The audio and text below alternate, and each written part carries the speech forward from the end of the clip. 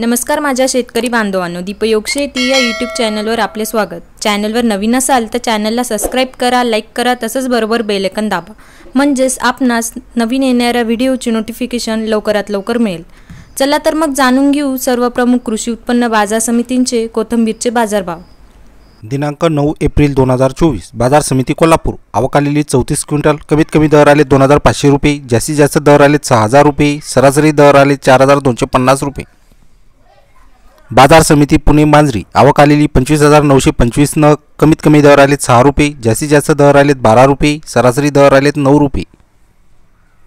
बाजार समिती राहता। आवक आलेली 2650 नग। कमीत कमी दर आले 5 रुपये, जास्तीत जास्त दर आले 25 रुपये, सरासरी दर आले 15 रुपये।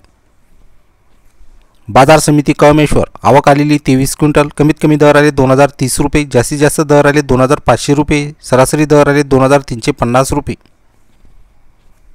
बाजार समिती रामटेक। आवक आलेली 7 क्विंटल। कमीत कमी दर आले 1800 रुपये, जास्तीत जास्त दर आले 2000 रुपये, सरासरी दर आले 1900 रुपये।